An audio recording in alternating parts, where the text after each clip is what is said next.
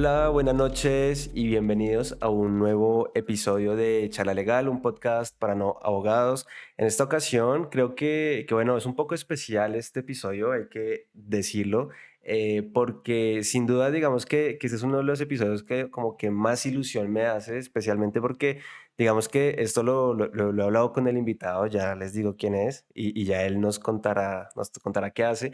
Y es que indistintamente de que nos encontremos en distintas áreas, yo siento que hay cosas que siempre como que son transversales y es, por ejemplo, esas sensaciones de que las cosas deben cambiar, de que a lo mejor los abogados deben tener distintas aptitudes y actitudes en cuanto a la manera en que ejercen su profesión, cómo se relacionan con el público y cómo de pronto también van formando un poco como su perfil. Y pues base de esta conversación y esta conexión, pues tengo aquí a Juan Diego, ¿cómo estás? Bienvenido, ya la gente aquí te está viendo. Gracias por aceptar la invitación, gracias por estar aquí. A vos, Jordan, muchísimas gracias por esta invitación. Qué bacano hacer parte de este grupo especial de abogados, que estamos hablando de otras cosas y que estamos haciendo las cosas diferentes. Y qué bonito poder contar esas historias detrás de las personas. Cómo podemos también inspirar a los abogados que están ejerciendo su profesión, de darles también unos nuevos horizontes que de pronto no han descubierto y también invitar a esos no abogados a que se acerquen a esa bonita rama que viene siendo también el derecho. No, y sin duda yo siento que es una labor que yo creo que ahorita mismo de pronto no mucha gente va a reconocer, pero sin dudas es un cambio que de aquí a unos años se va a sentir y estoy seguro que desde los propios estudiantes de derecho, tú que eres docente, yo creo que ya lo van agradeciendo de que se vayan dando como esas dinámicas diferentes en nuestra carrera. Sí, totalmente. Yo creo que estamos en un punto que tenemos que renovar también como esta visión que tenemos del derecho. Por lo general siempre hay como una gran brecha en lo que viene siendo los abogados un poco más tradicionales, con un lenguaje demasiado tecnoleto, con unos temas demasiado técnicos, donde nos apartan del público en general, de la base. A mí a veces me cuesta leer algunas sentencias y ya luego les voy a contar un poquito qué más hago, pero yo creo que se nos está olvidando realmente que nosotros escribimos y producimos es para las personas del común. Y en eso tenemos una gran tarea que desarrollar y yo creo que esto sin duda cambia y lo vemos también con otros episodios que tú tienes, con otros de tus invitadas, en donde ya manejan las redes sociales para tratar de disminuir esa brecha. Eso es fundamental en el ejercicio del derecho y no solamente para esta rama, en lo que viene siendo el derecho, en temas jurídicos, sino que realmente uno debería de ampliarlo. Hay que democratizar el conocimiento y utilizar un lenguaje simple es necesario en cualquier área del conocimiento. Claro que sí. Bueno, Juan Diego, antes de continuar, porque yo sé que si arrancamos aquí no nos para nadie, cuéntanos un poquito a la comunidad de Chala Legal, cuéntanos un poquito quién eres, a qué te dedicas, qué haces como en ese día a día y un poquito como detrás de ese rol o de esos roles que justamente hablamos la vez pasada, como que hay personas que tienen diferentes sombreros, ¿de acuerdo? Como en el espacio, el escenario en el que esté. Cuéntanos un poquito de esos roles tuyos. Claro que sí, Jordan. Pues bueno, pues soy pereirano, pues ya llevo viviendo acá en Bogotá más de 10 años, mi segunda casa. Soy un amateur del ajedrez online. Juego rugby subacuático. Para los que no lo conozcan, váyanlo, googleenlo inmediato y luego terminan de ver el episodio porque realmente es una maravilla, es un deporte en tercera dimensión y el valor agregado es que acabamos de salir campeones en la rama masculina y femenina. Y por circunstancias, por pura casualidad, y a través del deporte terminé estudiando Derecho Aduanero en el 2011 y tengo la fortuna de liderar el departamento legal de un gremio de del comercio exterior en el país. Se llama la Asociación Nacional de Comercio Exterior. ¿Qué más te puedo decir? Pues soy abogado, también soy docente y yo creo que ese mix de abogado, docente, director legal y si se puede decir también como un líder con mi equipo de trabajo, pues realmente son cosas que me apasionan y que me gusta también contar con todos los demás, con todos los que se me acercan para tratar también de inspirar y hacer las cosas un poquito diferente. Bueno, un poquito arrancando como con eso, porque tú, o sea, cuéntanos un poquito esa historia de cómo ingresas tú al derecho aduanero, porque tú lo que me has adelantado es que fue como un tema un poco como inesperado, fue haciendo deporte, si no estoy mal. ¿Cómo se dio eso y cómo entras tú a liderar ese equipo legal de una de las agremiaciones como más importantes, digamos, para la economía del país? Pues bueno, pues hay que remontarnos al inicio. Eso viene siendo en 2010, 2011. Realmente terminé la universidad pues dentro de los 5 años. Eso para la universidad en mi época pues era como un poco difícil porque yo ya tenía la tesis desde el segundo año que había terminado un proyecto de investigación. Me habían exonerado de los exámenes ECAES. No sé si todavía los siguen haciendo, Sí, pero en sí, su sí. momento también no los tenía que hacer, entonces no tenía que presentar los preparatorios.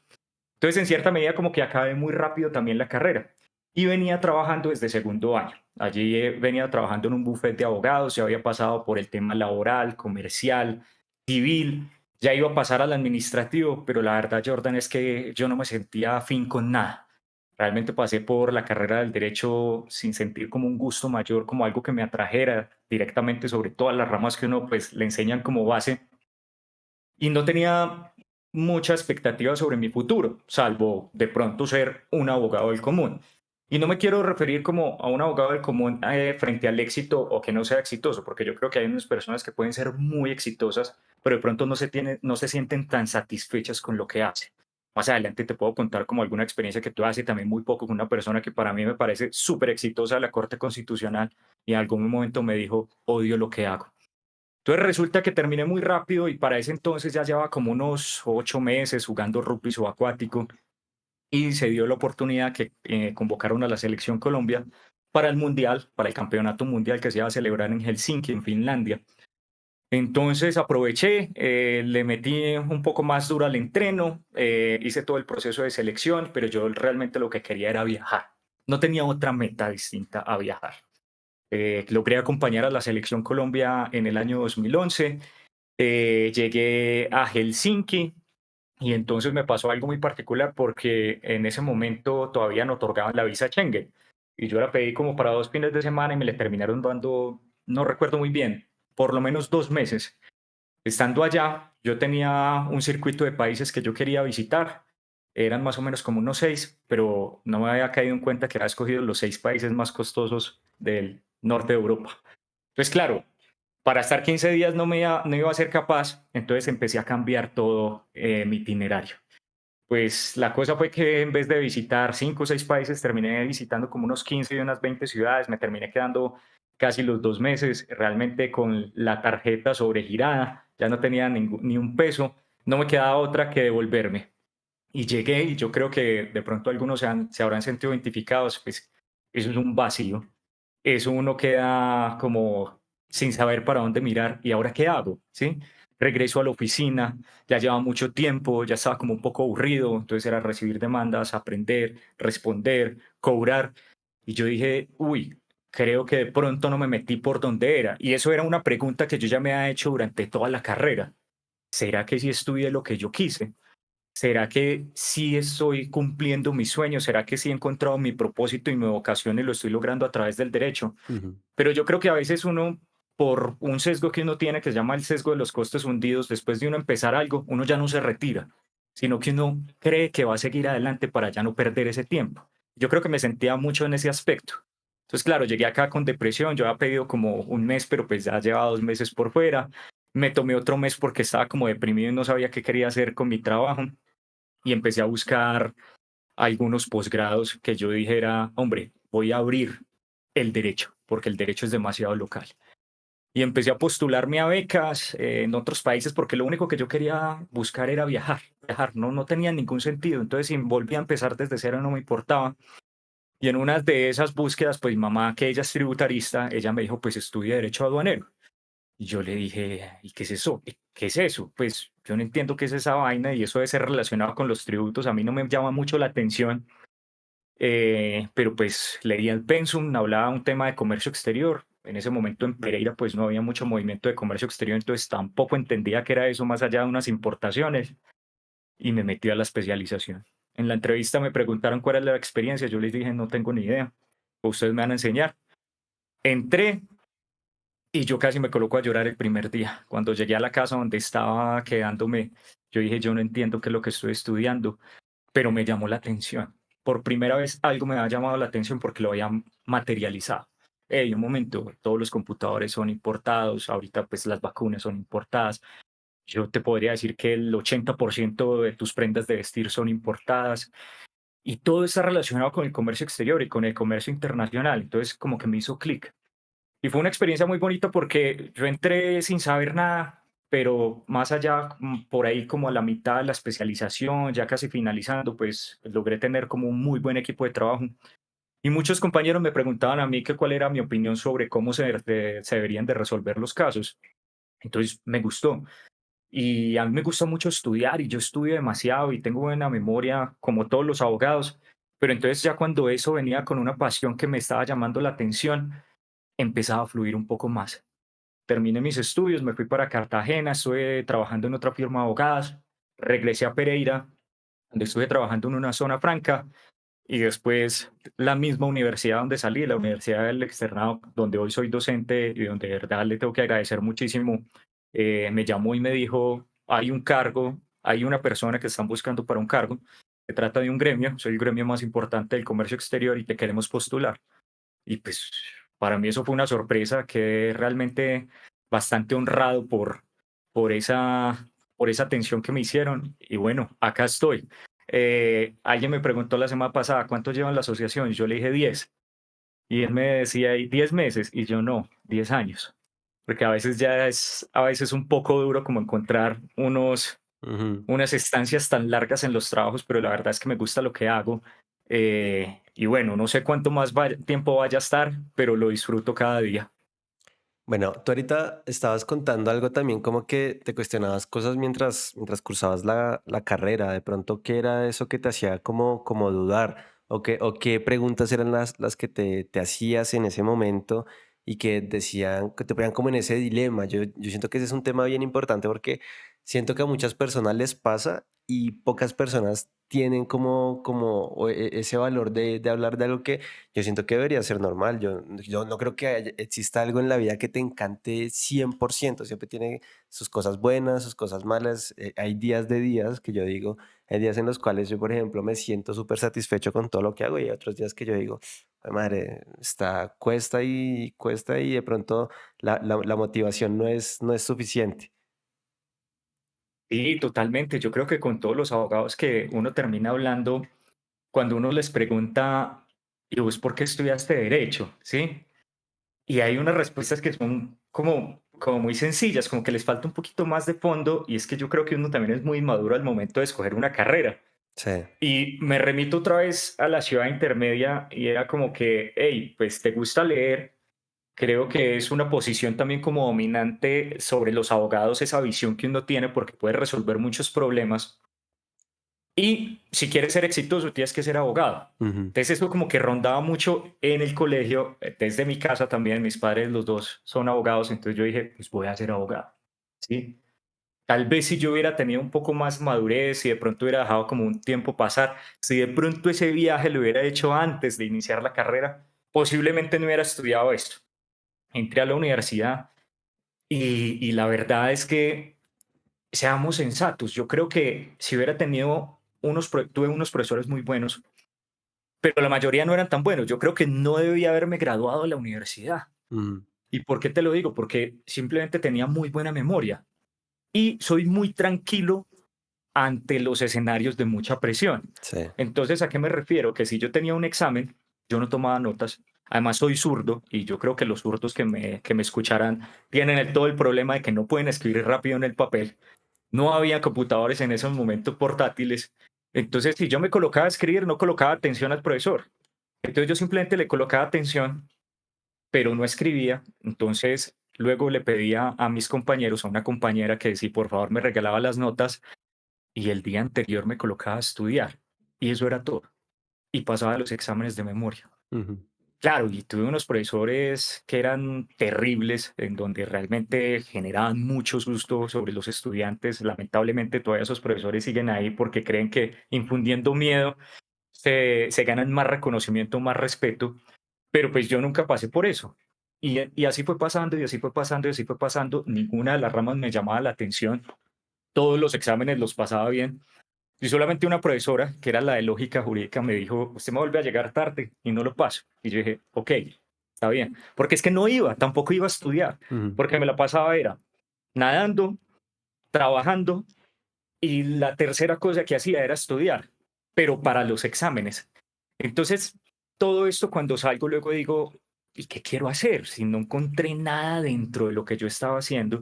Pero yo creo que uno siempre tiene dos opciones. Esto no solamente es con el estudio, sino con la vida laboral. Esto es con todo. O me quejo o cambio el rumbo, ¿sí? Entonces, pues, hombre, esto no es un juego a suma cero. Yo no voy a ver que los demás sigan haciendo las cosas y decir ellos por qué lo pueden estar haciendo y yo no. No, más bien digo, si ellos lo están haciendo, alguien más lo puede hacer.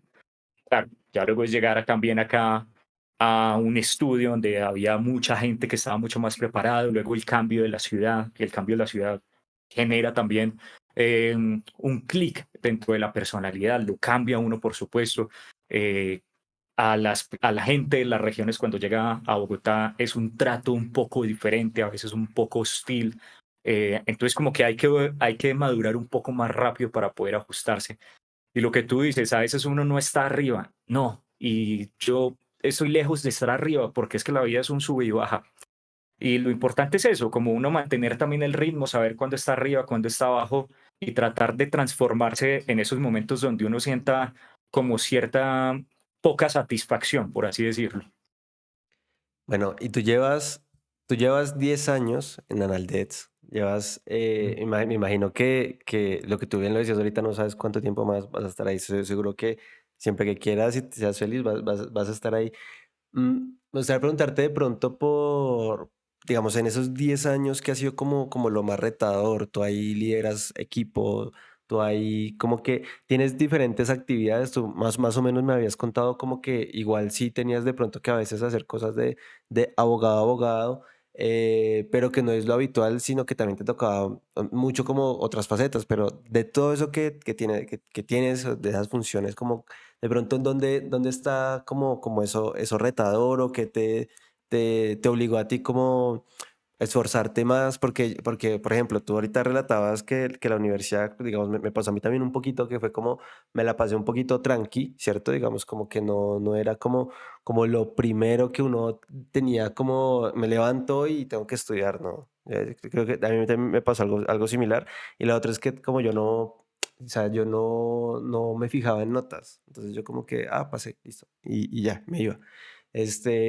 Entonces, eso lo noto, pero me imagino que, claro, cuando tú encuentras algo que te llama, ahí como que uno ya empieza como a decir, tengo como algo, como decirlo, que me obliga a aprender algo nuevo, a hacer algo nuevo, ¿no? No sé si te ocurre a ti o te ha ocurrido. Sí, sí, sí, no, todo el tiempo. Yo creo que cuando llegué acá a la asociación los retos fueron todos. Principalmente uno, es relaciones públicas. Ujú. Yo creo que un abogado necesita saber de relaciones públicas, pero nunca lo vemos directamente dentro de esas habilidades blandas de lo que viene siendo la academia. Ojalá se haya corregido, porque también a veces como que critico mucho el sistema educativo. Yo también soy docente, pero a veces yo creo que hacen falta algunas habilidades blandas que se tendrían que empezar a manejar. Una son relaciones públicas, gestión de proyectos y otra el liderazgo. Son fundamentales dentro de la carrera del derecho, pero que lamentablemente no lo vemos porque siempre estamos como estudiando la norma, pero que va más allá.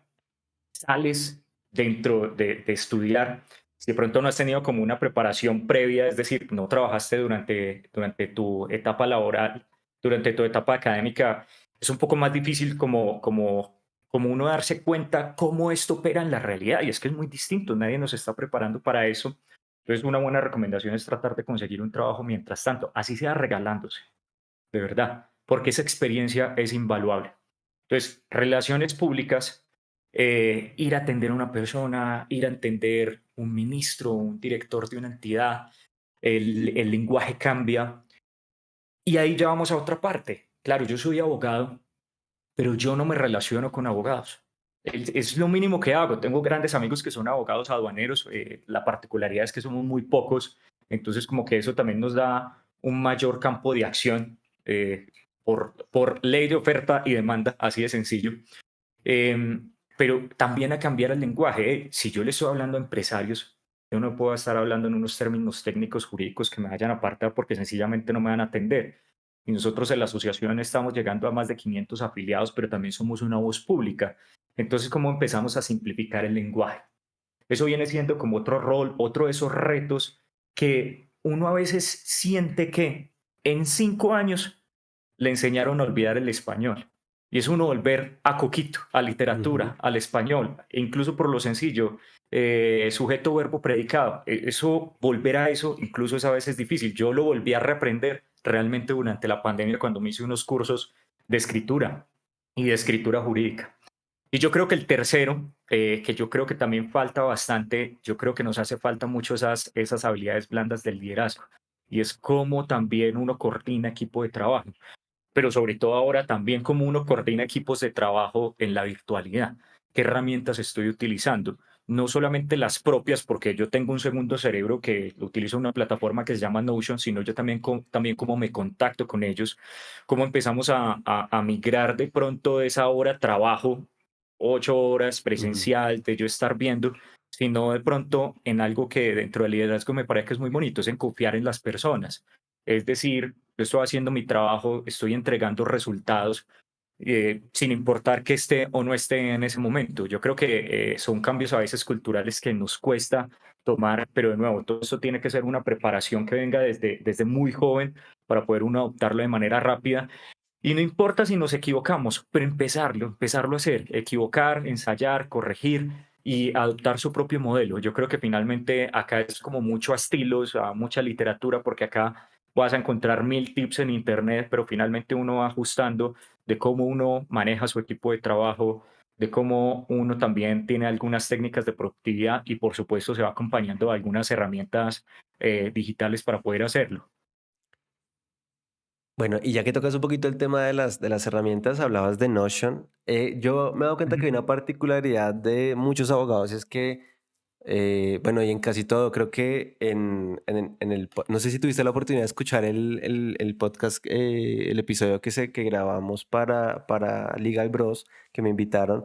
Yo hablaba de eso y ponía el ejemplo claro que fue lo que ocurrió en pandemia, es que no se planifica, no pensamos en ujú, proyectos. Simplemente yo siento que en pocas palabras vamos como con el día a día y surtiendo las eventualidades día a día, ¿cierto? Pero para ti, ¿qué tan importante es esa planificación de proyectos, de realmente uno organizar el tiempo? Yo he visto amigos estresadísimos porque piensan que van a hacer algo en un día y resulta que no. Y yo les he dicho mucho, marica, es que cómo vas a saber tú cuánto tiempo te vas a gastar en algo si ni siquiera o sea, tratas de organizarlo, ¿no? Entonces te metes 10 cosas, luego te estresas y ese estrés aparte como consecuencias en la salud y uno diría que no, ¿cómo es posible? Pero la realidad es así, yo los he visto estresadísimos porque no, una diligencia se me alargó horas y no sé qué, y no, güey, y tenías que hacer otras cosas, organiza el tiempo y te evitas el estrés y ya te das cuenta, prevés que pronto puede surgir una eventualidad, te demoras más, pero vas bien, ¿sabes? No te empiezas a poner presión extra y eso lo he notado mucho y siento que es una particularidad que yo inclusive con mis amigos les he dicho, bájate esta aplicación que es súper sencillita, tus actividades mételas en tareas y velas sacando poco a poco y ve mirando cómo te va rindiendo el tiempo, pero veamos para ti. ¿Qué tan importante ha sido y para ti en tu vida, para gestionar ese equipo, para tus clases? No, no sé, yo me imagino que tú tienes que planificar muchas cosas todos los días, especialmente porque también Para mí, escribes. esencial es planificar realmente. ¿Y qué tanto es? Es mi vida entera. ¿Y por qué te lo digo? Cuando tú mencionas de esas otras personas que todo el tiempo están pensando en función del trabajo, tienen jornadas larguísimas porque se les alarga o porque piensan que tienen toda la energía para dedicarse únicamente a trabajar. Yo a veces me dicen, yo trabajé ayer 16, 18 horas y yo soy como que, uy, gracias, bacán, Sí. pero cuida tu salud. Y es que a mí en el 2019 me dio un burnout. Claro, tenía muchas cosas al mismo momento. Estaba terminando mi maestría, tenía que presentar la tesis en Panamá, me habían acabado de dar una de las clases de posgrado en el externado. Estaba haciendo un MBA y tenía lo de la oficina, Sí. que tenía 5 cosas, y entonces me empezó a dar un dolor en la espalda, un dolor en la espalda, un dolor en la espalda. Un día ya no me aguantaba, entonces me vine para la casa, pedí médico en casa y me dijeron acuéstese. Y yo me acosté y me dijo, levante las piernas. Y yo estaba acostado.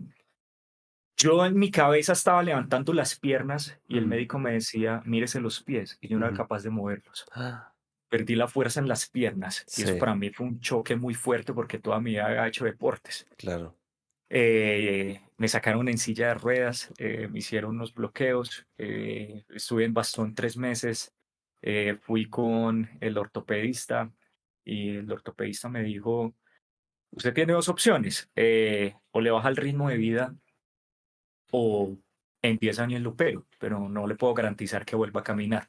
Ujú, Entonces eso para mí fue ya un mensaje muy fuerte que me estaba dando el cuerpo, ¿sí? Esto a veces lo somatizamos también a través de nuestra cabeza. Pues yo ya he encontrado muchas personas que les ha pasado este burnout y que realmente se desconectan por completo y tienen unas secuelas bastante graves. El mío lo somaticé directamente sobre mi cuerpo. Y claro, empiezo con todo un proceso de tomar drogas, de pastas, eso también me estaba haciendo mucho daño también a la salud, pero ya otras partes del cuerpo, los riñones, el hígado. Y entonces digo, no, esto no puede ser, no puedo seguir estando así. Entonces ahí descubrí, pues primero hacer como unos tratamientos con medicina alternativa, mucho más cannabis. En ese momento, pues digamos que estaba creciendo mucho más la industria, eh, y la meditación. Yo medito todos los días, por lo menos 2 o 3 días, desde hace más o menos 2 años y medio. Y yo creo que eso ha sido un cambio trascendental en las cosas que hago. Y eso lo empiezo a combinar con empezar a estudiar para la productividad. Entonces, hay muchísimas técnicas, entonces que a uno le dicen, no, que el pomodoro, no que haga una gestión de la energía, no que váyase para un lugar cerrado, y todas son útiles, y todas funcionan, o necesito tantas apps para poder hacerlo, pero yo creo que finalmente yo creo que eso incluso con lápiz y papel. Sí ujú, utilizo muchas apps, sí utilizo apps, pero yo creo que con lápiz y papel, si uno quiere estar desde lo básico, utilice la técnica Pomodoro, que son 25 minutos de concentración profunda por 5 de descanso, porque es fundamental también descansar para recargar. Haga una lista, un to-do list, pero defina muy bien y cómo prioriza también lo que se vaya a desarrollar. Y en ese to-do list, lo más importante es asignar también un tiempo, porque por lo general nosotros somos muy malos en definir cuánto tiempo nos va a llevar una tarea. Entonces, si yo digo que va a ser 30 minutos, tómale 40 minutos, 50 minutos, y también trate de prever cuáles son todos esos acontecimientos que va a tener durante el día. Claro, eso ya se puede automatizar. Entonces yo tengo Notion, vos tenés también ClickUp, hay otro que se llama Monday. Hay una cantidad impresionante Obsidian también es una muy buena herramienta. Hay una cantidad impresionante de herramientas. Dedícate un fin de semana, escucha a cualquier youtuber que nos hable sobre esta herramienta. Yo creo que finalmente todas las herramientas están. Y más allá de eso, ya está masticadito. Vos simplemente colocas herramientas de productividad y hay una persona en cualquier parte del mundo ya te está diciendo cómo la tienes que optimizar dentro de la mejor manera. Entonces, casi que también esos tiempos de aprendizaje se van acortando. mm. ¿Qué necesita uno? Saber que existen y el interés para poder adoptarlo dentro de su vida. Y te aseguro que tu vida va a cambiar, porque vas a sacar tiempo para todo. Ya estabas diciendo, yo como le saco también tiempo para las clases, este año a veces como que tomé demasiadas clases, pero las logro sacar y ahora pues me estoy metiendo un poquito más con el cuento de escribir, así sea para escribir para una red social, pero tengo anotado un mundo de ideas como para irlas desarrollando a futuro, y todo esto viene siendo con mucha planeación. Si no, estaría loco o estaría otra vez en una silla de ruedas. Ahí de lo que tú nos dices, hay varias cosas. Uno, pues obviamente, el que uno, pues yo creo que hay gente para todo, pero por ejemplo, y en lo particular, creo que a los dos nos caracteriza como ese tema de que priorizamos de pronto un poquito como la satisfacción a de pronto un ritmo de vida muy acelerado y que se centren, digamos, como en trabajo, porque yo algo que he dicho y es que, bueno, así tú te dediques siempre a trabajar y que seas un adicto al Workaholic. trabajo, ajá, un adicto al trabajo, tú igual, si estás cansado, ¿cómo le vas a rendir lo mejor a tu trabajo? Y si tú tienes que ser la persona creativa que da las soluciones o que, no sé, propone cosas, pues lo lógico es que la mente tiene que, o sea, el cuerpo tiene que estar bien, ¿cierto? Hay que estar bien de salud para que tú puedas rendir lo mejor, porque yo siento que hay días que uno dice, "Uf, hoy no fui tan productivo o hoy no hice lo que esperaba", y pues claro, es normal, el cuerpo no va a estar al 100% del tiempo, pero pues también hay que poner de nuestra parte para que nosotros estemos como o sea, digamos que hagamos lo posible para tratar de estar recargados la mayor cantidad de veces posible. Y tú mencionas algo y es el tema de que tú puedes encontrar, digamos, casi que todo lo que quieras aprender, lo encuentras en internet, en YouTube, no sé. De hecho, hablábamos que ahorita TikTok se está posicionando mucho como motor de búsqueda porque pues hay gente que en videos de un minuto o menos pues ya encuentra recetas, encuentra cómo hacer alguna cosa, un trámite, un lo que sea, ya lo encuentra prácticamente ahí Yes. en un minuto, entonces ya ni siquiera van a Google o a YouTube. Pero ahí, digamos, me gustaría destacar algo y es ese tema del autoaprendizaje. Tú eres un autodidacta, le crees mucho a eso. Hay gente que no, hay gente que de pronto tiene tiempo libre y prefiere hacer otras cosas en vez de pronto decir, oiga, tengo curiosidad por esto, me va a proponer aprender esto. O justamente en la mañana estaba grabando otro episodio y esta persona me decía, no, yo cada que tengo tiempo, como que veo un idioma nuevo, intento aprenderlo y demás. Porque yo siento que no todo puede ser derecho, justamente lo hemos hablado. A mí me parece perfecto que uno diga, oiga, me voy a proponer a ser el más duro en los interrogatorios y me voy a capacitar y no sé qué. Pero bueno, y también está lo demás, cómo haces un interrogatorio, cómo presentas una teoría de caso, por ejemplo, si no sabes comunicar, expresar una idea que suene convincente, que también es comunicar, ser sencillo, sin quitarle lo rico y que también justamente me habías dicho, no, es que Diego López Medina en su momento, que para mí es un referente porque yo siento que fue como de los primeros que empezó a criticar de manera constructiva la manera en la que nosotros los abogados escribimos y Así es. hablamos y demás. Pero para ti, ¿cómo ha sido ese tema del autoaprendizaje? Claro, Yo siento que es fundamental, pero cuéntanos un poco cómo ha sido para ti, en qué te has dedicado como a ese a autoaprender, a buscar información, a claro. Acá, sencillamente, si uno quiere hablar de autoaprendizaje, yo creo que uno tiene que pensar en quién es el cliente más importante para uno, ¿sí? Y yo creo que yo soy mi cliente más importante. Y eso a veces no nos damos cuenta. Entonces hay una historia muy interesante que es de Charlie Munger, que es el socio de Warren Buffett, una de las personas más ricas del mundo. Munger es abogado. Y cuentan que hace muchas décadas Munger cobraba $20 la hora. Y un día se hizo esa pregunta. ¿Quién es el cliente más importante? Soy yo. Entonces, por una hora al día voy a dejar de ganar $20. Los voy a invertir en mi aprendizaje. Y empezó a leer todos los días, 500, 1000 páginas. Nadie dijo que fuera fácil, pero hay que aprender. Y hoy es una de las personas más ricas del mundo porque primero empezó a construir una serie de toolbox, de unas herramientas que les permite tomar buenas decisiones que se llaman unos modelos mentales, donde también encontramos acá sesgos cognitivos, pero todo eso nos ayuda como a mejorar nuestra toma de decisiones. Pero empezó a aprender de todo, de absolutamente de todo, y que eso va aplicando directamente en su función también o en su ejercicio jurídico. Entonces, a veces como que sentimos que solamente necesitamos aprender del derecho e hiperespecializarnos en eso. Y yo creo que hoy en día eso ha cambiado. Por lo menos yo soy de la opinión que deberíamos ser un poco más generalistas. Yo sé un poco de derecho aduanero, que es mi especialidad, pero también tengo un poco de conocimiento en materia logística, de comercio internacional, de economía, de libros de ciencia ficción. Me gusta hablar de la ciencia ficción y acoplarla directamente sobre mis clases. Y todo eso nos va uniendo los puntos, también como decía también Steve Jobs.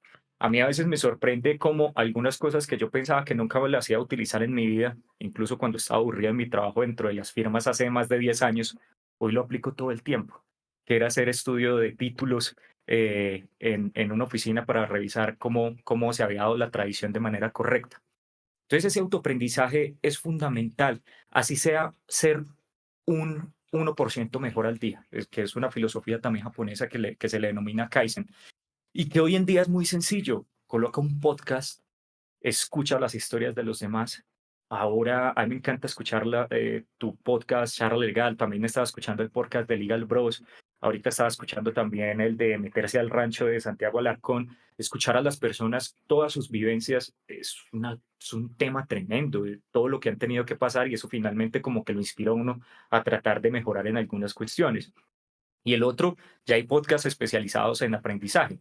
Uno de esos toma el mismo nombre que acabo de decir, que se llama Kaizen, de Jaime Rodríguez de Santiago, un español, que todo el tiempo está hablando de temas diferentes. Está hablando de modelos mentales, de sesgos cognitivos, está hablando de estoicismo, está hablando de cómo tomar decisiones de manera correcta, de economía, absolutamente de todo. Entonces yo creo que cuando uno se da cuenta que uno es el insumo más importante, pues yo creo que uno sí se toma su tiempo para sentarse, dedicarse a leer, dedicarse a desarrollar algo personal, en de pronto cambiar un poco el contenido que estás consumiendo. Y yo no digo que esté mal uno sentarse y de pronto reírse y ver televisión o tomarse una serie, pero yo creo que uno sí puede hacer un mejor filtro a la hora también de alimentarse, de qué es lo que uno está consumiendo. Y eso también me lleva a otro punto, y es que tampoco nunca nos enseñan a aprender. Yo aprendí a aprender realmente hasta hace muy poco, y realmente fue por las clases. Tenía siempre muchas ganas de dictar clases, me encanta hablar en público eh, y compartir mi conocimiento, pero en cierta medida, cuando empecé, que también me causa muchos nervios, pues yo adopté una actitud o una frase que me ha acompañado en muchas cosas que llama fake it until you make it. Es fíngelo hasta que lo seas. Entonces, ¿qué hice? Lo mismo que había hecho en mis exámenes cuando estaba en la universidad, memorizarlo. Pero claro, ya estábamos hablando de una clase de posgrados. Yo no podía solamente memorizarlo Ujú. porque cualquier pregunta me podía sacar de las casillas. Sí. Entonces empecé a mirar cuáles eran esos mentores, esas personas que me inspiraban a escucharlos, a consumirlos completamente para poder dar las respuestas, ese fake it until you make it. Pero luego dije, yo necesito mejorar, pero no solamente en memorizar, necesito empezar a teorizar el conocimiento. Y acá hay que entender en cuenta que el conocimiento tiene diferentes etapas, una más, por así decirlo, más expuesta o menos profunda, por así decirlo, más superficial que es simplemente memorizarlo. Pero es que en la universidad nos enseñaron simplemente a saber el nombre de las cosas, no a interiorizarlas. Ujú. Y ahí es cuando me encuentro también con un científico, a mí me encantan también toda la vida de los científicos de Carl Sagan, Max Planck, y sobre todo uno que para la educación la revolucionó, un físico premio Nobel de física, que si se vieron Oppenheimer lo habrán escuchado, que es Richard Feynman. Ujú. Entonces Feynman en algún momento dijo, la primera ley es no engañarte a ti mismo. Y la primera, eres la persona que más fácil es de engañar. No te dejes engañar a ti mismo y eres la persona más influenciable. Y a partir de esa frase, sacó un método de aprendizaje que es el método Feynman. Y lo primero que nos dice es, explícale un tema a un niño de 8 años. No tiene que ser ni el niño más inteligente, pero uno tiene que empezar a mejorar su lenguaje para que todo el mundo lo entienda. Hacerlo complicado es lo más fácil. Ujú. Cuando tú ya te sientas, la segunda parte del método Feynman es siéntate a escribirlo y te darás cuenta que cuando tú no entiendes un concepto, empiezas a agregarle palabras cada vez más técnicas, cada vez más complicadas. Y es ahí donde tú tienes que hacer el trabajo de desagregarlas, de desintegrarlas, de realmente interiorizarlas para poder exponérselas a ese niño imaginario que tú tienes. El tercer paso, repetirlo. Va a llegar en algún momento hasta que el entendimiento de tu tema pues va a alcanzar un límite. ¿Qué te va a tocar hacer? Ir nuevamente sobre las fuentes, estudiarlo y seguirlo desarrollando. Entonces, hasta acá nos podemos quedar en las tres. Ujú. Primero, decírselo a un niño. Segundo, escribirlo, desarrollarlo de manera muy simple. Tercero, repetir. Y hasta ahí sería. Pero el cuarto, que es opcional, es contárselo a alguien más. Y yo creo que finalmente esa pasión por mí, por las docencias, de dictar también las clases, se combina por mi pasión de aprender las cosas. Entonces, estoy aprendiendo al momento que estoy dictando, pero eso uno lo puede hacer en cualquier escenario si es que uno realmente quiere como dar el siguiente paso y realmente interiorizar o comprender el sentido de las cosas, no simplemente repetirlas por memorizarlas. Sí, de hecho, mira que de ese método que mencionas, digamos, yo no lo conocía hasta ahorita que lo mencionas, pero yo, por ejemplo, y creo que siempre lo he hecho así, y creo que se me agudizó el tema cuando hice el diploma en conciliación en la Cámara de Comercio de Bogotá, que es el tema de la redacción. Ahí, por ejemplo, nos decían mucho que es importante que se entienda lo que uno está escribiendo, y yo empecé a adoptar algo que no lo decían ahí, es yo tengo que escribir de manera tal que cualquier persona que lo lea lo entienda. Entonces yo, por ejemplo, si yo le muestro un texto a una señora, como que yo le digo, oye, léelo y me dices que entiendes. Y si me Ujú. dice lo que yo quiero por ejemplo, el contrato, hablándole aquí como en lo que hacemos los abogados, pues si la señora lo entiende, yo digo, pues está maravilloso porque quedaron claras las obligaciones. Si queda claro, pues hay como menos excusa para que de pronto algo suceda, ¿no? Que siempre pueden pasar cosas, con todo y que esté bien o esté mal redactado, sí pueden pasar cosas, pero va a ayudar mucho el hecho de que tú te estés dando a entender. Y, y aparte que tú bien lo dices, uno muchas veces, creo que yo nunca lo he visto tampoco de esa manera, y es el hecho de que cuando uno como que uno mismo no entiende algo, le empieza a meter como más cosas, Ujú. y justamente hablamos de los latinazgos, y ese tema De acuerdo. de que va el texto normalito, la idea, y de la nada empiezan como a meterle como frases o expresiones que no están en nuestro idioma, porque no tenemos como más, como explicarlas. Y es un problema porque ahí lo que da a entender es que realmente no entendemos lo que queremos decir. Totalmente, totalmente de acuerdo.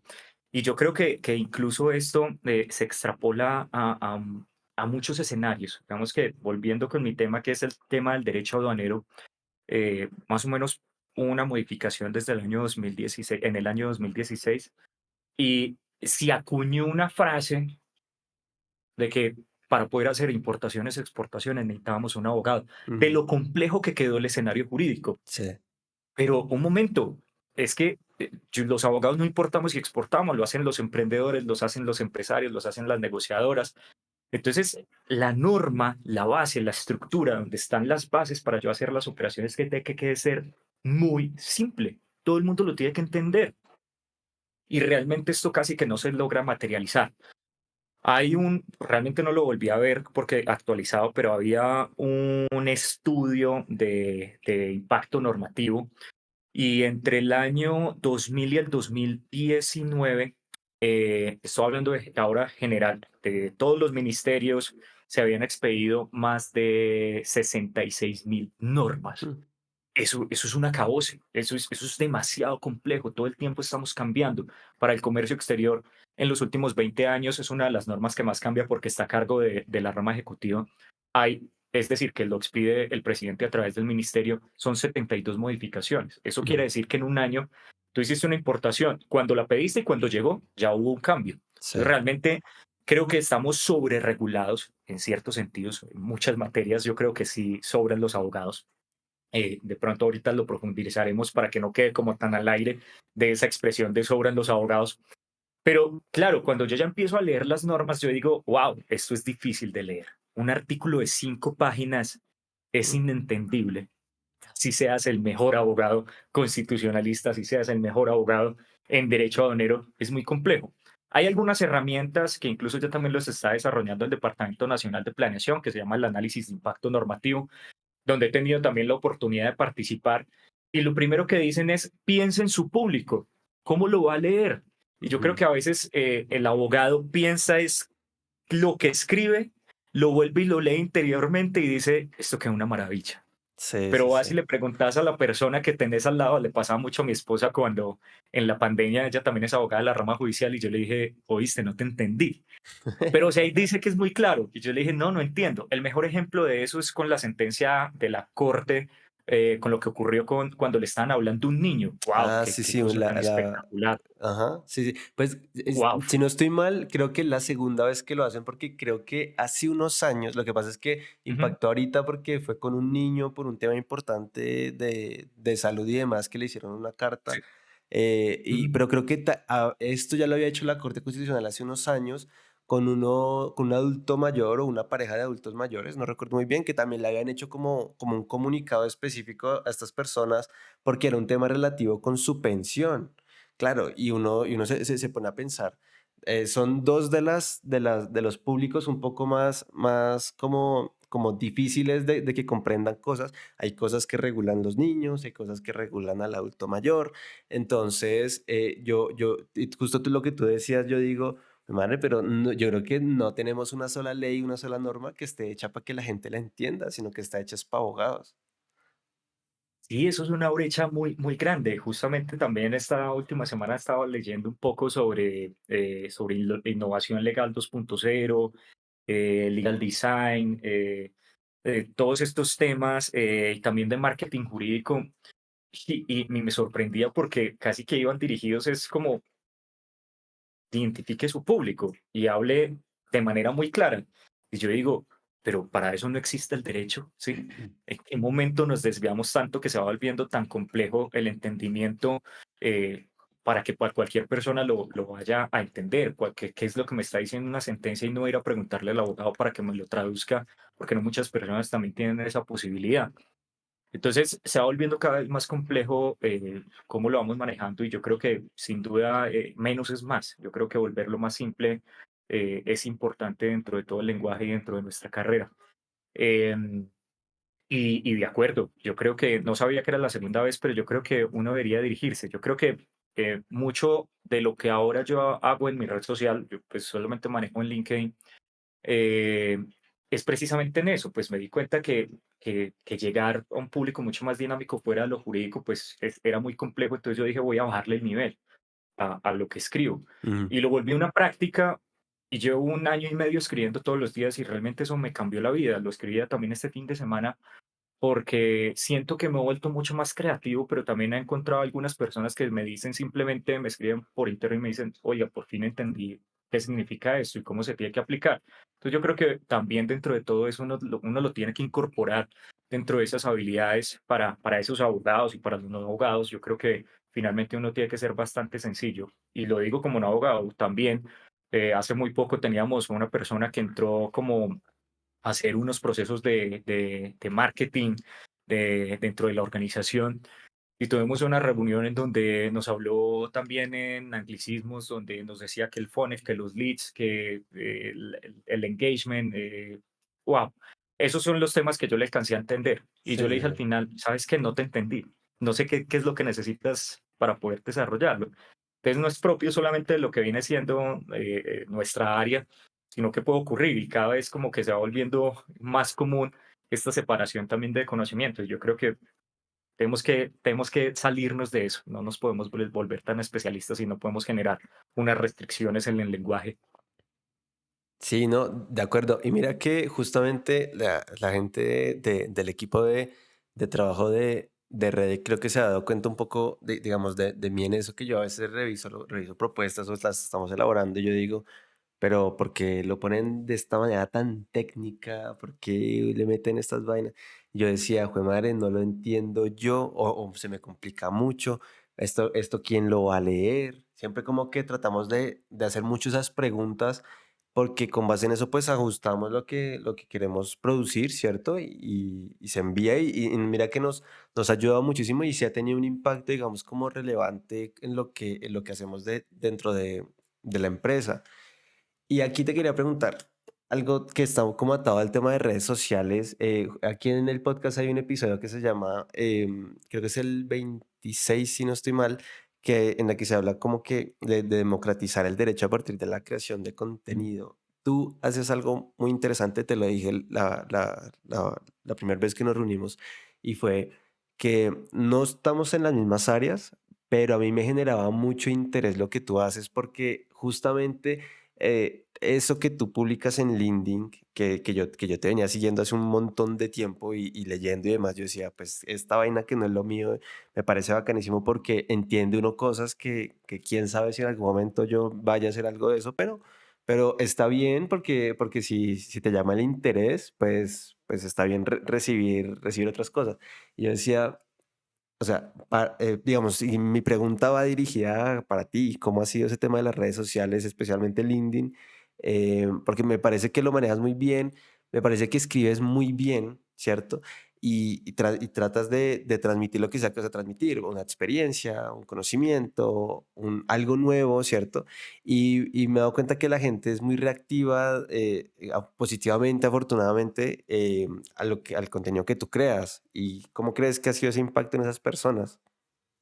No, pues primero, pues muchas gracias por tus palabras, Jordan, porque la verdad es algo que lo recibo también con mucho cariño. A veces como que las personas también me han hecho la misma pregunta por esta plataforma, me escriben por mensaje directo y me dicen, ¿y vos qué hiciste? Y yo le dije, nada, empecé a escribir hace un año y medio, pero he crecido. No sé si es mucho para la plataforma, es que yo, por ejemplo, veo también, creo que el de Valeria Duque que me estabas contando, que era la democratización también a través de las redes sociales. O incluso también había escuchado uno también dentro de tu podcast de la amateur y entré a mirar su Instagram y tiene 180.000 seguidores. Ujú, Yo digo, no es algo que, bueno, tampoco son muchos, son más o menos como 20.000 los que ya tengo en la herramienta, pero llevo apenas un año y medio escribiendo. Y de nuevo, que fue como, yo creo que eso es como la gran diferencia. Creo que mi meta nunca había sido encontrar seguidores. Cuando menos pensé tenía 15.000 ujú, y cuando menos pensé ya tenía 20.000, sino que era como tratar de escribir, ¿sí? Escribir para mí, tratar de simplificarlo. Pero en la medida que yo empecé a dar como todo este desarrollo, luego me di cuenta que podía crear también mi marca personal. Y he venido como ajustándola y esto también se lo recomiendo a todas las personas que nos están escuchando, abogados y no abogados. Hoy puedes construir tu marca personal a través de las redes sociales. No necesitas nada más. Una muy buena red social, porque es profesional, es LinkedIn, pero si quieres utilizar Instagram, si quieres utilizar TikTok, adelante, porque finalmente es la forma también como te van a encontrar y cómo van a vender tus servicios. ujú, Entonces empecé a pulirla y un, hubo varias cosas que me pasaron durante todo ese desarrollo. El primero fue un crecimiento exponencial con el simple hecho de cambiar la foto de perfil. La verdad es que nosotros vivimos del efecto halo, es decir, la primera impresión es la más importante. Yo tenía una camiseta donde tenía un tigre, donde decía no regrets, donde se me veían todos los tatuajes. Hice un cambio para la foto de perfil en corbata. ¡Uf! ujú, Crecieron otra vez los seguidores. Y yo, wow, no es algo que yo comparta, pero tampoco lo puedo desconocer. ujú, ¿Sí? Entonces, sigamos construyendo. Y luego empezaba como a hablar también de esas historias, de qué es lo que ocurre en el día a día con las importaciones y las exportaciones. Porque yo creo que también siempre nos han dicho que importar y exportar es fácil. Yo no creo que nada en la vida sea fácil. Todo tiene unos procesos, sin necesariamente ser exageradamente complejo, pero yo sí lo puedo simplificar partiendo todos esos procesos en pequeñas partes. Y una de esas es saber qué es lo que tengo que hacer. Y por ejemplo, ¿por qué se dan tantas estafas? Supongo que te ha llegado a ti o a todos también, a todos los oyentes les habrá llegado un mensaje de texto donde dice, tu paquete de 472 por cualquier ujú. courier ya llegó al país. Sí. Necesitas pagar los tributos aduaneros para poder liberar tu mercancía. Claro, la gente se asusta. Yo conocí muchos compañeros y familiares que los estafaron porque iban y pagaban, porque también tenían un paquete en proceso de importación y eso parte de una realidad y es que se puede dar dentro del proceso de importación. Cuando las mercancías están ingresando al país, esto se llama una operación por tráfico postal y envíos urgentes cuando tú compras por comercio electrónico, por Amazon, por Alibaba o por eBay. Mm, Eso tiene una palabra técnica que se llama tráfico postal y envíos urgentes. Y si no cumple con todos los requisitos que establece la legislación, que básicamente son unos límites, no puede superar los $2.000, no puede superar los 50 kilogramos y no puede superar en sus dimensiones en cualquiera de los lados 1,50 m, te hacen un cambio de modalidad. ¿Eso qué quiere decir? Que tienes que presentar una declaración de importación. Eso ya involucra otros procesos que te va a salir un poco más costoso y eso involucra el pago de los tributos aduaneros. Entonces, nota que esto puede ser muy sencillo, ni siquiera yo tengo que ser un importador ocasional, ni siquiera habitual, yo no tengo que tener un negocio, sino que por el simple hecho de yo estar haciendo una compra a través de tráfico, pues a través de comercio electrónico por Amazon, incluso mi mercancía se podría perder por Ujú. no conocer. Le pasó también a un amigo, también importó, no voy a decir el producto, pero lo importó de Japón. Y me llama el fin de semana, Juanchito, tengo esta mercancía y me la pararon. Y yo, ¿y cómo lo hiciste? No, lo traje y eso me están pidiendo que tenga que cumplir con unos requisitos, con unos vistos buenos por parte de la Superintendencia de Industria y Comercio. Y yo, sí, lo tenías que hacer antes de importarlo, no cuando la mercancía ya está acá, porque todo esto tiene normas que se tienen que cumplir. Por ejemplo, para la seguridad ciudadana, si tú estás trayendo un producto en el cual se hace una preparación, pues esa preparación yo la voy a consumir. Entonces yo tengo que demostrarle a la entidad que controla todos los reglamentos para el consumo de que eso no me vaya a generar ningún perjuicio a la salud humana. Entonces se vuelven como unos temas como tan el diario vivir, que eso yo también lo comento en mis clases de derecho aduanero y de comercio exterior, porque a veces cuando entré no sabía nada y cuando yo también voy a dictar las clases, pues me doy cuenta que hay muchas personas que están en cero igual que yo, y yo les digo, el comercio exterior es inherente a nuestra vida. Yo creo que uno debería por lo menos de prepararse para hacer cualquier tipo de operación de importación o de exportación. Entonces yo creo que finalmente eso también como que ese desarrollo. Y eso me ha llevado primero a escribir sobre eso en LinkedIn, pero luego, pues me di cuenta que a mí me gusta escuchar historias y luego dije, ¿y yo por qué no cuento las mías? Porque yo creo que también algo que tenemos todos los abogados es que tenemos algo de chismosos, ¿sí? Porque todo el tiempo estamos recibiendo historias, nos están contando un caso, eso es una historia. Sino que yo ese caso lo voy a pulir, lo voy a transformar en un cuento y lo voy a contar. Entonces, hace poco terminaba una de mis conferencias y una de las asistentes llega y me dice, Juan, le dictaste una conferencia a mi esposo y mi esposo me dijo, Juan Diego no es un abogado, es un cuentero. Y yo quedé, ¿cómo? Yo no sabía cómo responder. Y, ¿cómo así que un cuentero? Me dijo, sí, es que cuentas muchas historias. Y yo dije, ok, me quedé como procesándolo. Terminé de leer luego un libro de Habla como TED y la base de las grandes conferencias son las historias. Y luego dije, después casi como un mes y medio, yo me sentí yo luego como halagado. Y yo dije, qué bueno, qué bonito, una forma de transmitir que es contando historias. Ujú. Eso se hace lo hemos hecho toda la vida y se nos olvida a veces cuando estamos dictando una conferencia, cuando estamos dictando una charla, cuando queremos transmitir esa información. Y ahora ya escribo realmente porque me gusta. Ya tengo algunas cosas de aduanero, cuento algunas historias que me han ocurrido personales, algunos casos también que ocurren. Me gusta leer, entonces leo muchísimo, estoy leyendo 40, 50 libros al año, entonces me gusta leer sobre algunas opiniones de los libros, como algunas reseñas, pero si veo como alguna figura, entre comillas, como motivacional, pues le hago una crítica, me río o simplemente hago algún comentario y se va sumando y se va sumando y se va sumando y pues la verdad es que es bastante bonito porque tengo algunos comentarios bastante interesantes, pero no me salvo de los malos. Hace poco había dictado una conferencia y por mensaje interno entonces una persona me dijo, perdí mi tiempo, no me proporcionó nada esta conferencia, sos un ególatra, solamente era escuchar dos personas hablando de su ego, qué lástima lo que hemos llegado. Y yo dije, uff, ¿y acá qué pasó? No, pues llevo 15 años viéndome la vendedora de rosas cada año, tengo todas las herramientas perfectas para poder escribirle y para responderle. Respiré un momento y luego le dije, hombre, muchas gracias por tu comentario. Ujú. Y, y gracias.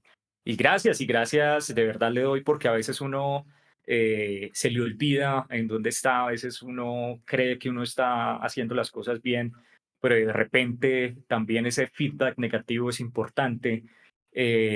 A veces el ego es el enemigo. Creo que es Ujú. una frase que me acompaña toda mi vida desde hace unos 3 o 4 años que empecé a estudiar el estoicismo y es bien importante uno también como que volver a colocar los pies en la tierra. No importa cuál haya sido el contexto, pero pero agradezco mucho todos esos comentarios, los buenos y también los malos, para saber en dónde está uno, dónde está ubicado. No, total. Y que indistintamente, yo, por ejemplo, y lo digo mucho, y yo, por ejemplo, yo lo noto, por ejemplo, particularmente en nuestra profesión, cuando los estudiantes están acabando la carrera, como que pasa un tema en el que, uy, ya voy acabando, entonces, no, ya el abogado y no sé qué. Y en consultorio jurídico llega la gente y eso, mejor dicho, le hablan como si estuvieran hablando con el magistrado y ni siquiera que sale la persona de la consulta y ni sabe qué hacer, ni sabe si se puede hacer algo y ni qué tiene que hacer, ni nada, porque realmente eso pasa por muchas cuestiones. Y para mí, digamos, es como una lección que yo me he venido dando porque me di cuenta muy rápido precisamente de esas cosas me pasó dentro de la carrera y es que la manera más sencilla de que uno pueda aprender y ser receptivo, que me parece a mí que es la humildad en el conocimiento me parece que es fundamental. La humildad en muchos sentidos tiene como con muchos atributos muy buenos que le hacen a uno, pues uno abrirse puertas, abrirse puertas porque es más fácil abrirle a una persona que de pronto es así, a una persona que tú bien lo dices, que de pronto es ególatra, de pronto tiene como, sí, ese tipo de características y lo mismo con el aprendizaje, y más en espacios, en ámbitos colaborativos, ¿no? Muchas veces uno como que de pronto ve una persona y uno dice, no, pero pues con esa actitud, pues como, o que le aprendo, o que le tomo precisamente, o resulta mucho más difícil también como transmitir algo, porque de pronto estás hablando con una persona que puede aprender cosas de ti, pero como que piensa que lo sabe todo y yo siento que eso es como un error tremendo y no sé hasta qué punto, yo no sé a ti como docente si eso de pronto te haya pasado, porque uno también dice, no, el modelo educativo, que yo también lo critico también desde el punto de vista constructivo, en el sentido de decir, es que el enfoque o la formación de los abogados debería de pronto bajárselo un poquito a ciertos asuntos, ¿cierto? Y llenarlo de pronto con otros temas que son transversales, como ética, habilidades blandas, liderazgo, comunicación, cosas así por ese estilo. em, y que yo siento que lo necesitamos, pero también es cuestión también de ciertas actitudes que tienen algunas personas cuando se están formando y es como ese tema de yo me lo sé, y yo me lo sé todo, y con los compañeros y Sí. con los profesores y demás. Sí, yo creo que dentro de esa, yo no sé si le pueda decir uno una habilidad blanda, pero ser humilde, como bien, vos bien lo acabas de decir, yo creo que eso es una enfermedad del ego que creo que en el sector jurídico está bastante divulgada. Eh, pues, ¿cómo empecé a darme cuenta de eso? Porque es que el punto es que uno no se da cuenta tampoco, ¿sí? Y yo creo que también son diferentes momentos en la vida en donde, bien o mal, uno se estrella con esto. Y lo digo así, uno se estrella. Y es porque, ya lo había comentado también al inicio, yo llego a Bogotá, tenía yo 24 años, llevaba un par de meses también en el cargo que estoy ostentando actualmente. Y estoy también en un escenario un poco más como de cóctel, y entonces se me acerca un abogado. Ya me ha ocurrido varias veces, pero este sí lo llevó hasta otro punto y me dice como, ¿y vos de dónde saliste? ¿Por qué estás en este cargo? Yo, pues, porque me recomendaron de la universidad, me fue muy bien. Muy nerdo yo, sí, como Sí, sí, muy, sí. pues me gusta estudiar, sí, pues estoy acá porque me recomendaron de la universidad, pues, no todo el mundo tiene esa oportunidad también de estudiar en los posgrados. Me siento también muy afortunado por poder hacerlo. Em, pero así como de ese foráneo de la provincia, como le dicen a uno desde acá, entonces empezó, ¿y vos dónde estudiaste? Y no, pues en la Universidad Libre, y no le satisfacía la respuesta. ¿Y de qué colegio? Yo Ujú. no, yo salí de La Salle, se impresiona, como, ¿qué es eso? Yo, pues, hombre, pues un colegio privado de Pereira. No, pero es que nada cuadra. ¿Quién es tu padrino?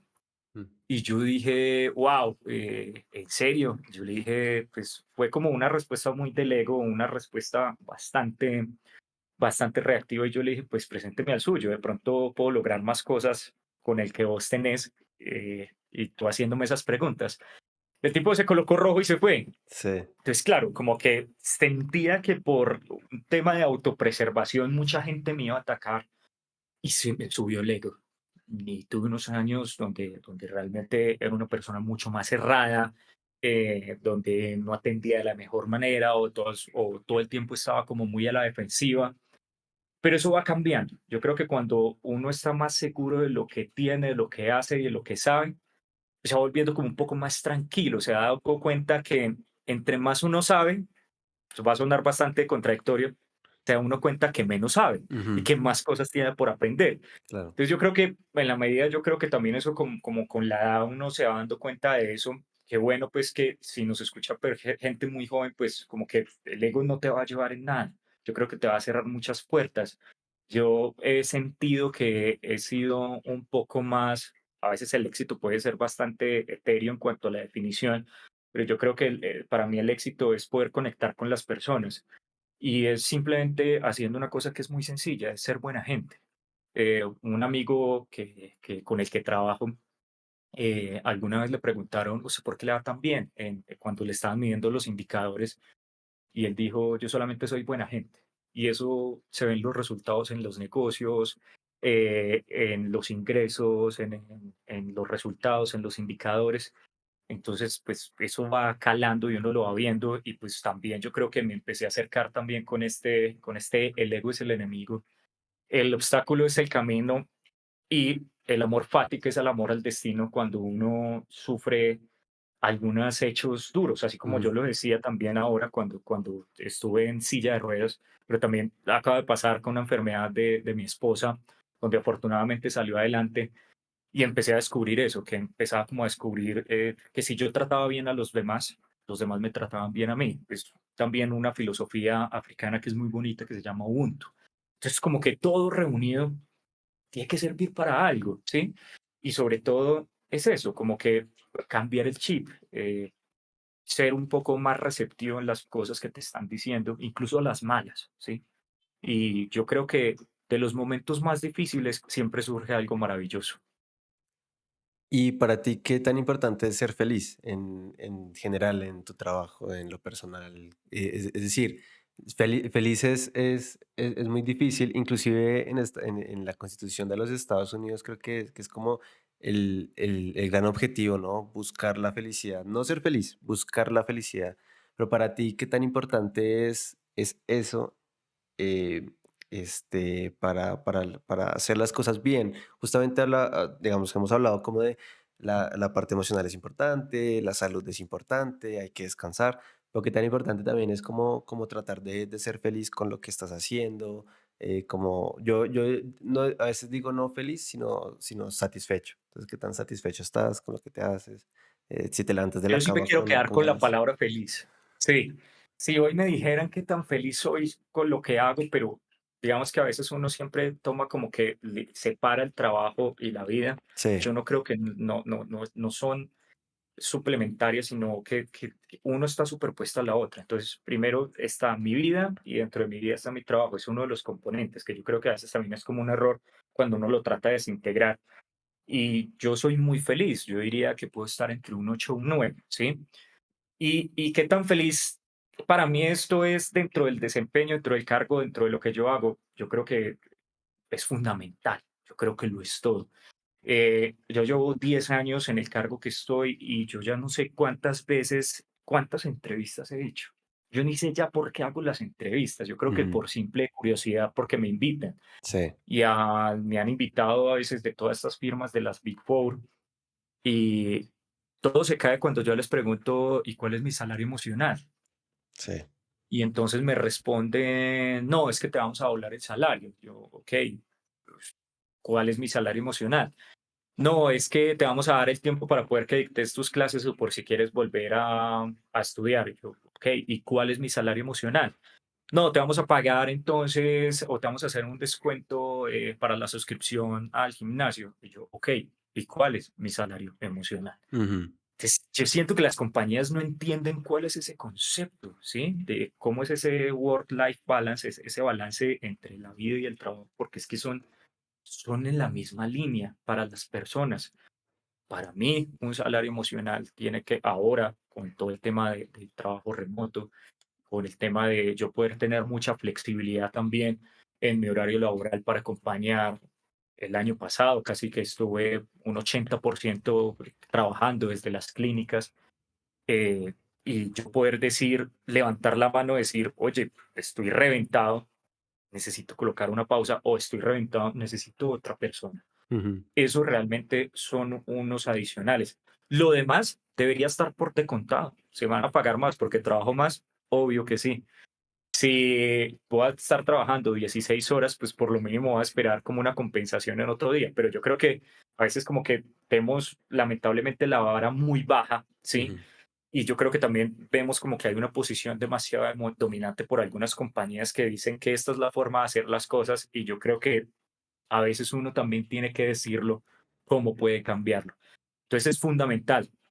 Soy feliz, pero también puedo decir, pues he tenido algunos momentos en los que no me he sentido lo suficientemente feliz, satisfecho, he hecho procesos, he avanzado mucho en algunos procesos y en uno en el que ya iba definitivamente a pasar al otro lado, hice la entrevista, me fue muy bien y salí muy triste, ujú, que era lo más raro y lo más contradictorio. Salí muy triste, me coloqué los audífonos, iba caminando por la calle, entré a un café y justamente me escuchaba un podcast, otro podcast, que hablaba sobre la felicidad en el trabajo, que realmente no muchas personas están bastante satisfechas.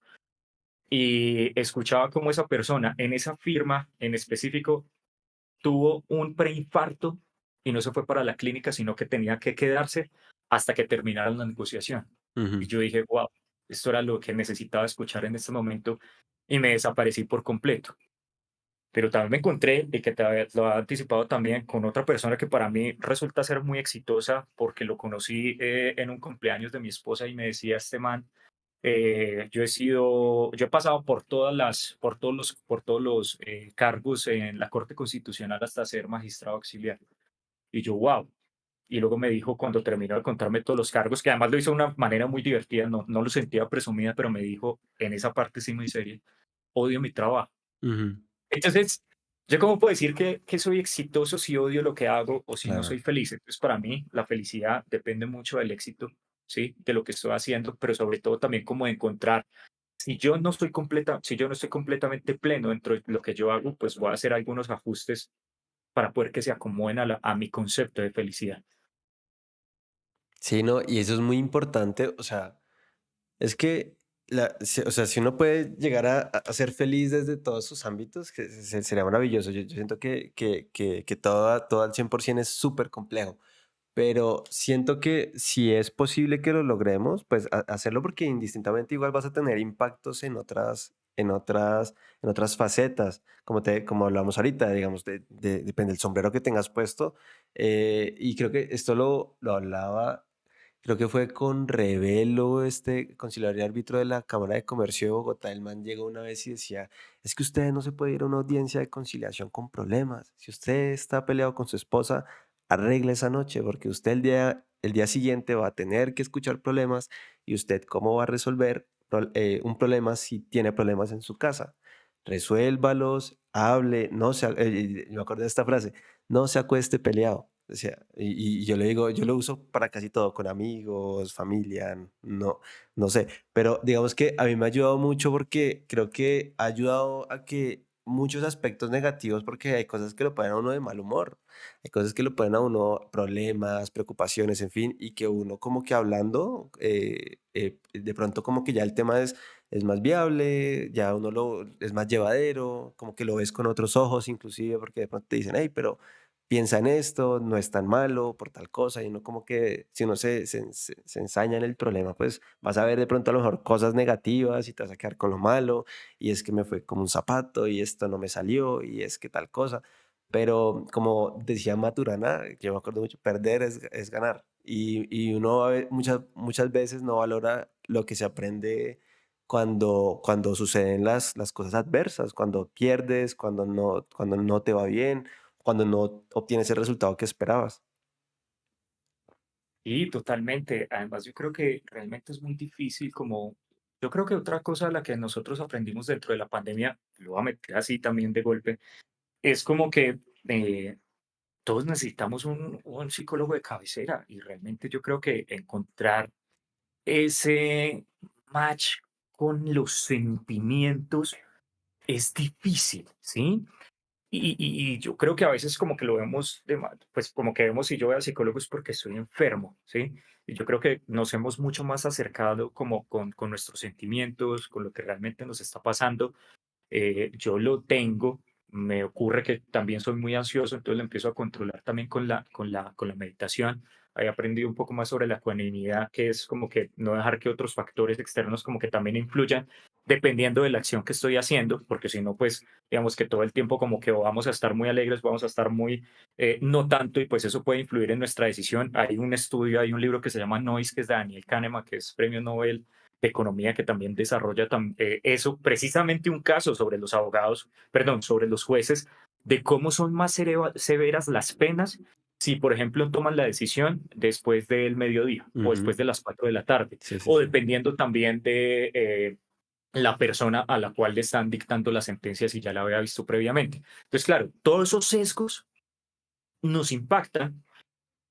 Por eso es muy importante también estudiar sobre los sesgos, sobre todos esos modelos mentales, como para tener uno, tratar de tener una decisión mucho más objetiva. Pero lo que acabas de decir, pues digamos con el tema de Maturana, a mí me gusta otra frase y es que aprende la lección y olvida el error. Ujú. También.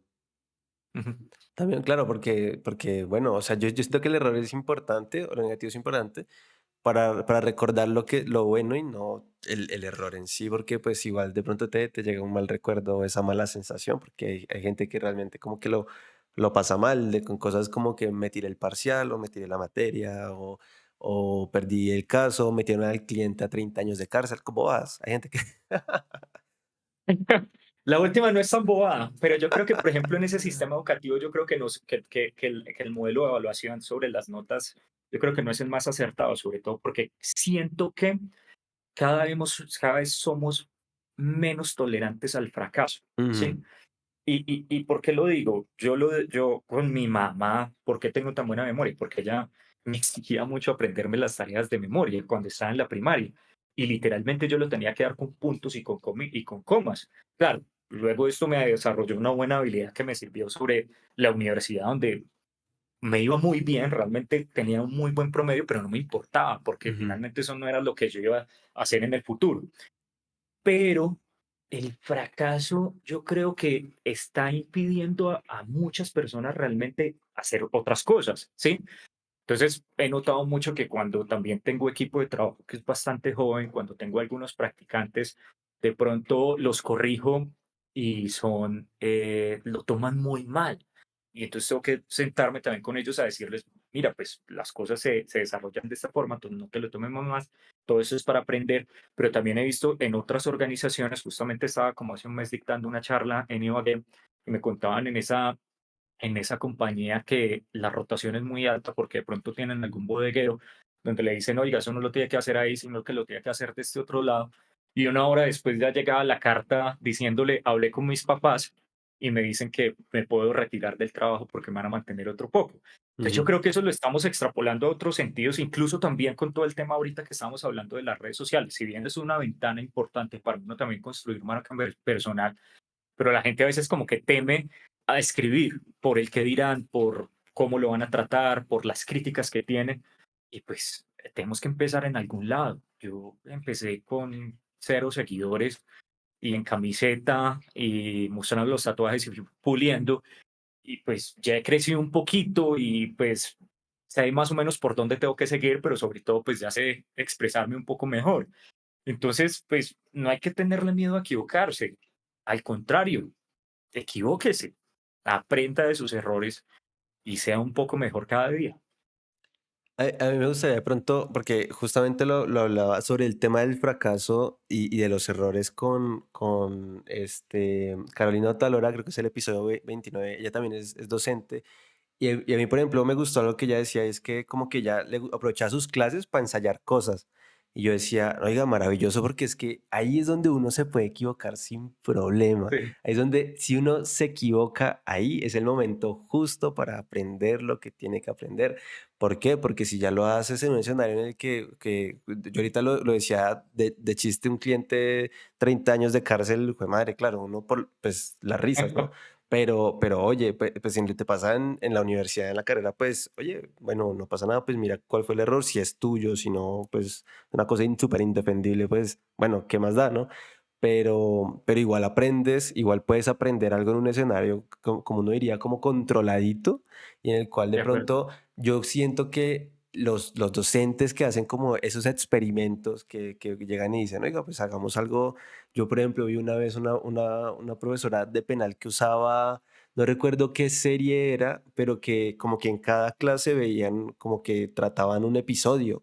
Y yo decía, oiga, bacanísimo, porque aparte creo que era una serie de estas de Netflix que la gente se enganchó muchísimo y que se las veían sí o sí, pues ella aprovechaba que también estaba enganchada y pues la usaba para sus clases.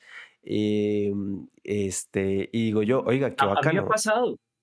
A mí me ha pasado, yo Sí. creo que realmente si yo me miro 6 7 años atrás, que fue cuando empecé a dictar clases, yo digo, wow, pues se nota que este man es un novato, pues eso le da también un poquito como la experiencia, pero no me quise tampoco quedar ahí. Y me gusta eso que comentas y voy a escucharme el episodio de Carolina porque realmente yo empecé a ensayar. Ujú, Pero también bajo otro concepto, ¿sí?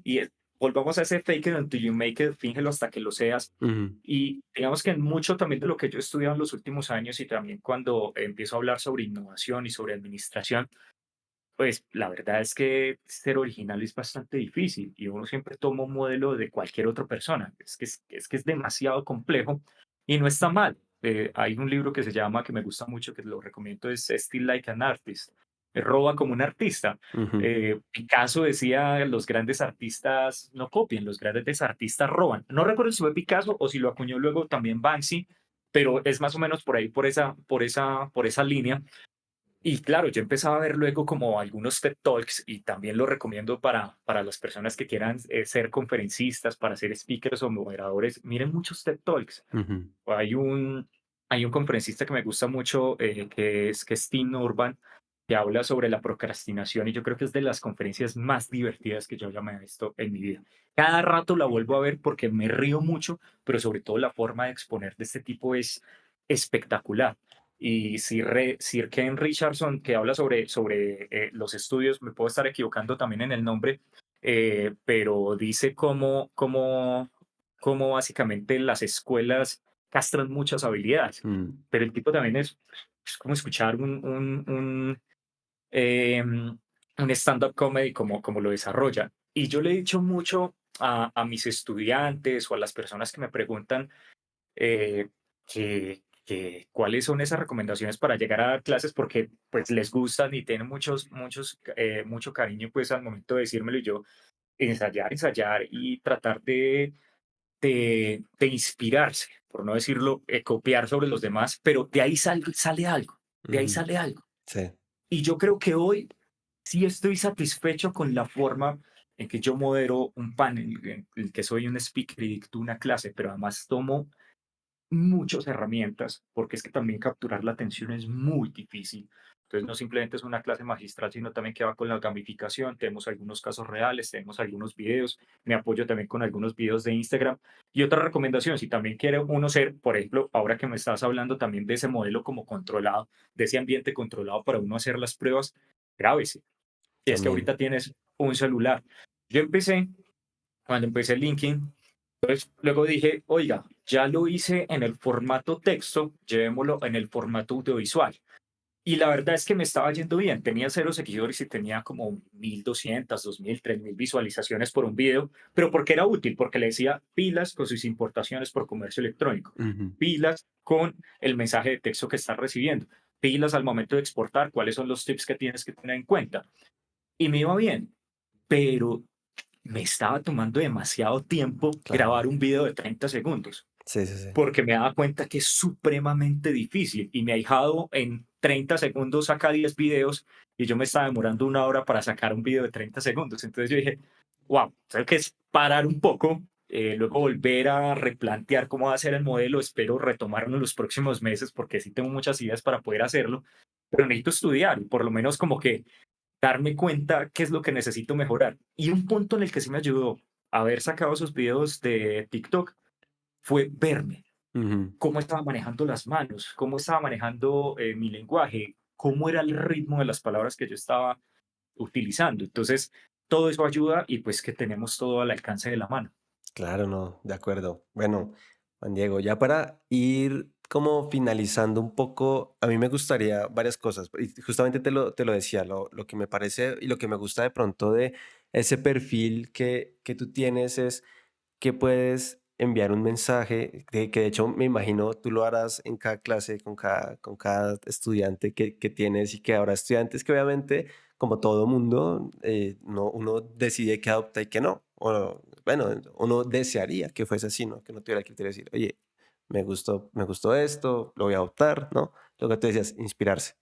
Em, y hay mucha gente que escucha este podcast precisamente por eso, porque la historia de pronto que cuenta cada invitado le va a servir mucho porque seguramente habrá momentos en los cuales si el invitado nos cuenta aquí un tema de crisis, pues uno dice, yo me siento igual o estoy pasando por algo parecido, pues cómo esta persona sale de ahí y de pronto me puede ayudar a mí o me da ideas para de pronto yo intentar también salir de una crisis o de un momento negativo o todo lo contrario. De pronto tengo muchos miedos, tengo muchas inseguridades y quiero, no sé, crear contenido o comenzar a trabajar en mi marca personal, empezar a comunicar mejor. Tengo pequeños retos para, sí.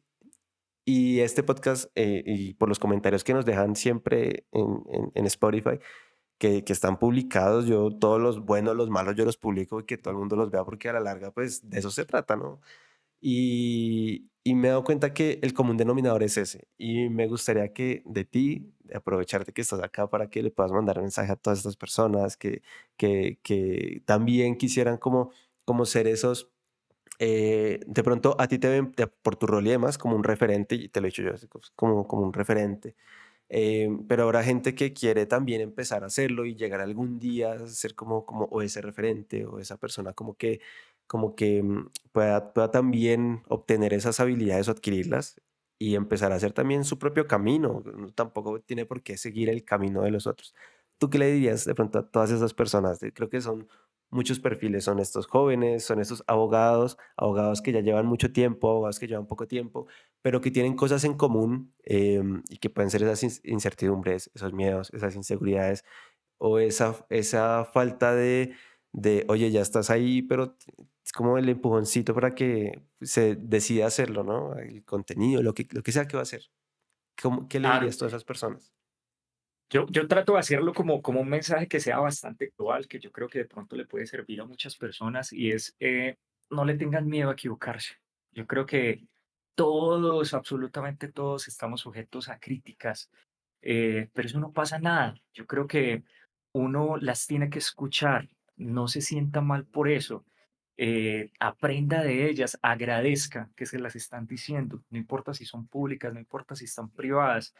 Yo creo que la vida es un sub y baja y a muchas personas no le vamos a caer bien, pero eso no nos va a dejar atrás. Yo creo que eso nos vuelve mucho más fuerte. Vuelvo con esa frase, el obstáculo es el camino. Yo creo que los grandes aprendizajes se obtienen de los grandes errores o de los momentos más difíciles de la vida. Trabajen en su marca personal. Yo hace muy poco, no sé cuándo saldrá este episodio, pero Snoop Dogg entró en la segunda semana de agosto a LinkedIn y eh, decía algo como que lamento no haber descubierto esta plataforma antes, porque realmente ve muchas bondades en lo que viene siendo la construcción de su marca personal para su perfil profesional. Y tiene un post que es realmente maravilloso, es inspirador porque decía Snoop Dogg no es su Snoop Dogg en un solo día. Son muchos años de equivocarse, de aprender, de éxitos, pero también de controlar su fama. Y es donde volvemos que el ego es el enemigo. Y yo creo que finalmente uno siempre tiene que tener los pies en la tierra, porque cuando estamos más arriba es cuando más duro caemos. Claro. Entonces, hay que interiorizarlo y hay que entender que todo lo que nosotros estamos aprendiendo, no importa de todas las cosas que tú haces al día a día, que a ti te gusta la ciencia ficción, pues entonces acóplalo también dentro de lo que tú quieres hablar. Yo te puedo asegurar que hay alguien que va a estar ansioso de leerte o de escucharte o de mirar cómo están moviendo las redes sociales. A mí me parece increíble que cuando yo empecé a escribir también sobre los libros, que era un tema un poco de productividad, aunque sea también sobre la misma línea de lo que viene siendo LinkedIn, pero cuando yo empecé a hablar de la ciencia ficción, que es otra de mis pasiones, la gente reaccionaba y le decía, oiga, me parece interesante. Entonces yo creo que hay una magia en cada uno de nosotros, todos somos un universo totalmente diferente y así como tú tienes la valentía también de hacer algo distinto, hay alguien que también lo va a valorar. Entonces piensa muy bien a quién vas dirigido, hazlo de una forma muy relajada, no te lo tomes esto tan en serio. Hay una frase que me fascina, que es de Naval Ravikant, que dice, no te lo tomes tan en serio, al final solamente eres un mono con un plan. Muy interesante, muy, pero muy interesante esa frase con la que terminas tu mensaje. Espero que sea de mucha ayuda, de mucho apoyo para toda la comunidad que escucha frecuentemente el podcast, como en busca precisamente de esos mensajes, de esa historia, de esa inspiración. Y aprovecho, Juan Diego, para darte las gracias por estar acá, por aceptar la invitación. Y de verdad que las puertas más que abiertas para cuando quieras regresar. No, Jordan, a vos, felicitaciones por este trabajo que estás haciendo. Me parece muy bacano todas estas charlas que estás teniendo con todos tus invitados. Y para mí es un honor estar acá, pasar por esta silla, pasar por ese canal. Tener esta charla contigo es maravilloso porque parece como si nos conociéramos hace muchos años, pues que nos conocimos la semana pasada. Sí. Entonces, qué rico realmente uno como descubrir estas nuevas personas con quien dialogar y qué bueno, pues que también uno pueda llegar a sembrar esa semillita de inspiración sobre los demás y que brillen y que la gente brille. Me parece muy bacano cuando la gente lo hace y es tan valiente pues de hacer las cosas porque le gustan. Entonces, muchísimas gracias y cuando quieras, pues va a estar acá, por supuesto. No, y antes de que nos vayamos, déjale por favor tus redes sociales a la gente, cómo te pueden escribir, cómo te pueden encontrar. Yo solamente estoy manejando una por el momento, que es precisamente LinkedIn. Ujú. Me encuentran como Juan Dicano o Juan Diego Cano García. Creo que ahí me pueden encontrar fácilmente. Y bueno, pues ahí estoy escribiendo sobre derecho aduanero, comercio exterior, economía, un poco sobre contexto económico también, sobre los diferentes factores que están ocurriendo en el mundo, sobre el libro, sobre ciencia ficción, productividad. Realmente cuando veo algo y creo que me llama la atención, ahí estoy escribiendo y sobre algunos tips también de redacción, que me parece también interesante y que ha calado muy bien sobre los abogados. Y otro punto que creo que de pronto nos puede funcionar para el siguiente episodio es que se puede llegar a hacer, estoy escribiendo también sobre inteligencia artificial aplicado sobre los abogados. Desde mi experiencia personal, porque no Ujú. soy cero experto, pero estoy utilizando como unas 6 o 7 herramientas que la verdad me han facilitado mi día a día bastante y es una de las publicaciones que se más se ha movido hasta el momento. Buenísimo, ¿no? De verdad, Juan Diego, ahora sí, mil gracias por estar acá, por este tiempo tan valioso que le dedicas a mi público, casi más de hora y media, increíble, creo que es el episodio más largo y sé que la gente se lo va a disfrutar. De verdad, gracias por estar aquí. Excelente, muchas gracias a vos. Bueno, y ya para finalizar con mi comunidad de Charla Legal, pues les agradezco también a ustedes por llegar hasta acá, por escucharse este nuevo episodio. Y ya saben, nos vemos todos los lunes a las 7 p.m. hora colombiana con un episodio nuevo de Charla Legal, un podcast para no abogados. Esto, nos vemos más adelante. Hasta luego.